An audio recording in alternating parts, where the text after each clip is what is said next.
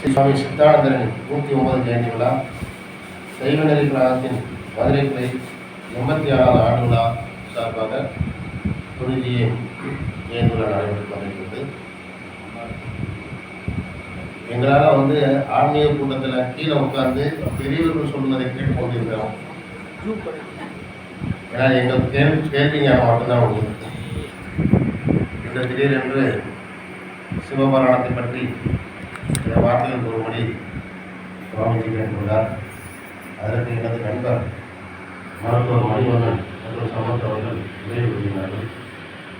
சிவபெருமானம் என்பது எல்லோருக்கும் அறிந்த ஒன்று. சிவனே முதலும் ஆதிமான காரணம்.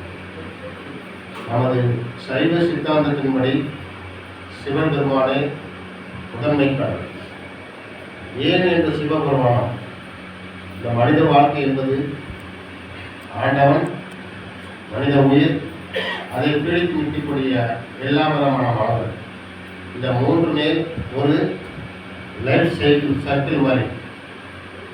ஆண்டவனை அடையணும் என்றால் நாம் செய்யக்கூடிய தீமைகள் நன்மைகள் சரிபார்த்து அதனுடைய தீர்ப்பு எழுதக்கூடியது. அப்படி என்றால் நாம் இறைவனை எப்படி அடைய வேண்டும்? இப்பிறவில் செய்தாலும் சரி, முற்பிறவில் செய்யக்கூடிய பாவங்களை நீக்கி எம்பெருமானை அடைவதற்கு என்ன வழிபோம், அதை பற்றி தெளிவாக சொல்லக்கூடிய ஒரு நூலகம்தான் ஐயா மணிவாசகம் எழுதக்கூடிய திருவாசகம். திருவாசகத்துக்கு பொருளாத திருவாசகம் சொல்லுவாங்க. இதை தொல்லையும் பிறவி சூழ்ந்தனை நீக்கி அல்லல் அறுத்து ஆனந்தம் போக்கி எல்லை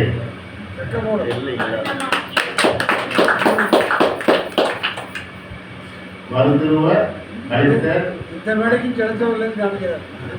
வாரவர் என்பார்.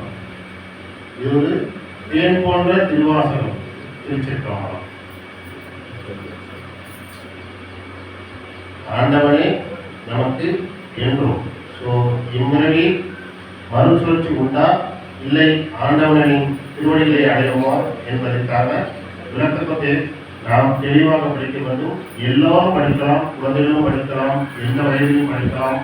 ஆனால் பிரதோஷம் அந்த குறிப்பிட்ட நாளில் படித்தால் சிவபெருமானத்தில் நன்றாக இருக்கும். காலையில் எழுந்தவுடனே மனது சுத்தமாக, முக்கியமானது மனது சுத்தமாக இறைவனை மட்டுமே நம்பி இந்த சிவபுராணத்தை நம்ம படித்தால் ஆரம்பத்தில் இது உங்களுக்கு புரியாமல் இருக்கலாம். சிறிது நிதானமாக படிக்க ஆரம்பிக்கும் பொழுது மறுபடியும் படிக்கும்போது இந்த சிவபுராணத்தினுடைய உண்மையான வழிகாட்டுகள் நமக்கு அறியும்.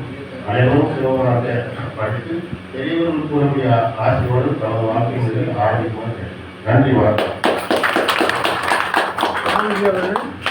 நிறைவரியாக ஒரு 10 நிமிடம்